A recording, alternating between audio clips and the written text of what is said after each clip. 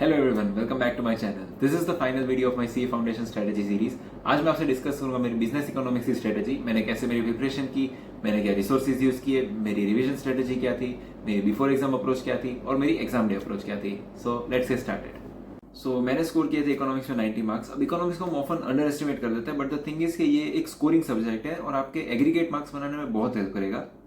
आपको इकोनॉमिक्स को लास्ट के लिए नहीं छोड़ना है, बिकॉज द थिंग इज कि आपने जो पहले लॉ और अकाउंट्स की प्रिपरेशन करी होगी उसे आप एंड तक रिटेन नहीं कर पाओगे।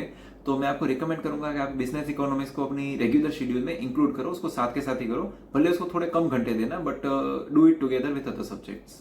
सो अब हम बात करेंगे कि मैंने कौन से रिसोर्सेज यूज किए। तो मैंने तो सोली आईसीआई के स्टडी मटेरियल को ही फॉलो किया था। मैंने अपनी खुद की तो नोट्स नहीं बनाई थी, बिकॉज मेरे पास ज्यादा टाइम नहीं था। मैं ऐसा करता था कि मैं स्टिकी नोट्स यूज करता था। जो भी एक पर्टिकुलर टॉपिक है उसका कोई इंपॉर्टेंट नोट मुझे मिला है तो मैं स्टिकी नोट्स यूज करके और उस पर लिख के उधर स्टिक कर देता था। सो अब हम बात करते हैं मेरी प्रिपरेशन स्ट्रेटेजी की। तो प्रिपरेशन के लिए तो मैंने हार्दिक पांचाला सर को फॉलो किया था। He is the goat for CA foundation economics. आप उनको ब्लाइंडली ट्रस्ट कर सकते हो। फ्रॉम कॉन्सेप्चुअल क्लैरिटी से लेकर आपकी क्वेश्चन प्रैक्टिस तक वो सब करवाते हैं और बहुत अच्छी तरीके से करवाते हैं। मेरी पूरी इकोनॉमिक्स की प्रिपरेशन के लिए मैंने सिर्फ हार्दिक सर के वन शॉट वीडियोस ही देखे थे। सबसे पहले तो हमें कॉन्सेप्चुअल क्लैरिटी पे फोकस करना था। तो हार्दिक पांचाला सर है, वो अपनी खुद की नोट्स में से पढ़ाते हैं। पहले हम बात करें माइक्रो इकोनॉमिक्स की, इसका मतलब चैप्टर 1 टू चैप्टर 5, उसमें उन्होंने डिटेल वन शॉट वाले वीडियोस बनाए। ये no doubt one shot video है, बट इसको बहुत डिटेल में करवाया उन्होंने। तो ये 3 to 4 आवर्स के वीडियोस होते हैं, इसको आप 2x में भी देख सकते हो। ये वीडियोस देखते टाइम मैं आईसीआई के स्टडी मटेरियल को साथ में ही रखता था। जैसे ही कोई इंपॉर्टेंट पॉइंट है उसे आप हाईलाइट कर दो स्टडी मटेरियल में, बिकॉज ऐसे हमारे इकोनॉमिक्स में बहुत लंबे लंबे टॉपिक्स लिखे हैं, बट कुछ बार ऐसा होता है कि जो भी इंपॉर्टेंट पॉइंट्स होते हैं वो कुछ ही लाइन में होते हैं, तो आप उस लाइन्स को हाईलाइट करो। ऑल्सो मैं स्टिकी नोट्स का यूज करता था, ताकि जो भी कोई इंपॉर्टेंट पॉइंट्स है, मल्टीपल इंपॉर्टेंट पॉइंट्स है कोई पेज में, तो उससे मैं स्टिकी नोट्स में लिख लेता था।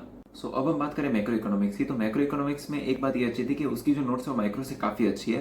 तो उसमें सर ने कैसा किया, जो मैक्रो इकोनॉमिक्स नोट्स है उसमें एग्जैक्टली हमारे बुक की जो स्टडी मटेरियल की लाइन टू लाइन है ना, वो पूरी ऐसी नोट्स बनाई। और उसमें मैंने आपको जैसे कहा कि इकोनॉमिक्स में काफी ऐसा होता है कि बहुत ज्यादा इतनी इंपॉर्टेंट चीजें नहीं लिखी होती और कुछ ही इंपॉर्टेंट लाइन्स होती है। उसमें उन्होंने ऐसे भी किया है कि ग्रीन और येलो हाईलाइटर से जो भी इंपॉर्टेंट लाइन्स है उसे हाईलाइट किया हुआ है। तो सिमिलरली मैं भी अपनी स्टडी मटेरियल में उन्हीं पॉइंट्स को हाईलाइट कर देता था।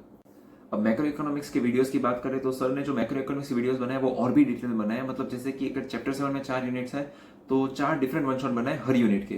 तो इतना डिटेल में करवाया कि आपको किसी भी और टीचर को फॉलो करने की जरूरत नहीं है। नाउ आपको कॉन्सेप्चुअल क्लैरिटी मिल गई है। अब आपको फोकस करना है जो क्वेश्चन प्रैक्टिस पे। इकोनॉमिक्स में मोस्ट इंपॉर्टेंट है क्वेश्चन की प्रैक्टिस करना, और क्वेश्चन प्रैक्टिस वाले वीडियोस भी आपको हार्दिक सर के ही चैनल पे मिल जाएंगे। उसमें उन्होंने ऑलमोस्ट सब कुछ दिया है, जैसे आरटीपीज, एमटीपीज, पीवाईक्यूज, इंपॉर्टेंट क्वेश्चंस, और वो भी हर चैप्टर के। तो बहुत अच्छी तरीके से उन्होंने बना रखा है उस पर। ये सारे वीडियोस, वन शॉट क्वेश्चन वाले वीडियोस, सर की नोट्स, वो सब मैं आपको डिस्क्रिप्शन में प्रोवाइड करवा दूंगा। सो मैं ऐसे ट्राई कर रहा था कि इकोनॉमिक्स को मैं 3 to 4 आवर्स की स्टडी टाइम दूं। जैसे मैं ऐसा नहीं करता था पूरे दिन मैंने एक इकोनॉमिक्स ही लिया, बिकॉज इससे रिटेंशन अच्छा नहीं होगा और मैंने जो लॉ और अकाउंट्स के वो भूल सकता हूँ। मैं अल्टरनेटिव डेज को इकोनॉमिक्स को लेता था। जैसे एक दिन मैं क्यूए को 3 to 4 आवर्स देता था, ऐसे ही एक दिन मैं इकोनॉमिक्स को 3 to 4 आवर्स देता था। जैसे कि दूसरे सब्जेक्ट्स में मैंने आपको एबीसी एनालिसिस दिया है, वैसे ही इकोनॉमिक्स में भी मैं आपको एबीसी एनालिसिस दूंगा। बट इसमें मैं और एक खास बात ये है कि मैं आपको ऑर्डर भी बताऊंगा कि जैसे ए कैटेगरी को किस सीक्वेंस में फॉलो करना है, बी कैटेगरी किस सीक्वेंस में फॉलो करना है, और सी कैटेगरी को किस सीक्वेंस में फॉलो करना है। ए कैटेगरी में पहले आपको चैप्टर 4 और उसके बाद चैप्टर 6 करना है। उसका रीजन ये है कि ये दोनों चैप्टर्स 15 मार्क्स के, यानी बहुत हाई वेटेज वाले चैप्टर्स है। इसमें आप ट्राई करना, आप मैक्सिमम क्वेश्चन प्रैक्टिस करो, और इसमें आप सबसे ज्यादा कॉन्सेप्चुअल क्लैरिटी पे फोकस करना। अब मैं बी कैटेगरी की बात करूं तो इसके सारे चैप्टर्स वो 10 मार्क्स की वेटेज रखते हैं। इसमें आपको सीक्वेंस फॉलो करना है 10, 3, 8, 2, 7, 9। इसमें मैंने 7 और 9 को लास्ट में इसलिए रखा है बिकॉज ये बहुत लंबे चैप्टर्स है, like almost 4 to 5 units each chapter में इसमें दिए हुए हैं। सी कैटेगरी में पहले आपको चैप्टर 1 फिर चैप्टर 5 करना है, बिकॉज इसमें ये ईच चैप्टर 5 मार्क्स की वेटेज रखते हैं और बहुत ईजी चैप्टर्स है, ज्यादा डिफिकल्ट भी नहीं है। अब हम बात करते हैं रिवीजन स्ट्रेटेजी की। तो पहले तो आपने हार्दिक सर के वीडियोस देखे, कॉन्सेप्चुअल क्लैरिटी ले ली, उनके जो भी क्वेश्चन है वो प्रैक्टिस कर लिए। अब आपको क्या करना है, रिवीजन में जो भी अपने हाईलाइटेड पॉइंट्स है उसको आपको रेफर करना है। जो भी आपने शॉर्ट नोट्स बने हैं, स्टिकी नोट्स बने हैं, उसे आप रेफर करना है। और रिवीजन में क्वेश्चंस किस तरीके से प्रैक्टिस करना है, तो आदित्य शर्मा सर है सीए, अनअकैडमी सीए के, उसमें उन्होंने 1000 प्लस क्वेश्चंस की प्लेलिस्ट बनाई है। उसमें आपको उसे फॉलो करना है। हर चैप्टर के ऑलमोस्ट 100 क्वेश्चन उसमें दिए हुए हैं। तो आपको कैसे करना है कि 100 क्वेश्चन आप एक साथ में नहीं कर सकते, तो ऐसे करना है कि जैसे आप 3 रिवीजन एक बार करने वाले हो उस सब्जेक्ट इकोनॉमिक्स के, तो आपको फर्स्ट रिवीजन में 30 to 35 क्वेश्चन करने हैं, सेकंड रिवीजन में 30 to 35 क्वेश्चन करने हैं, और थर्ड रिवीजन में बचे हुए क्वेश्चन करने हैं। बिजनेस इकोनॉमिक्स में बहुत बार क्वेश्चंस रिपीट होते हैं, तो आप अगर 1000 प्लस क्वेश्चंस प्रैक्टिस करोगे तो आपको 80-90 प्लस लाने से कोई नहीं रोक सकता।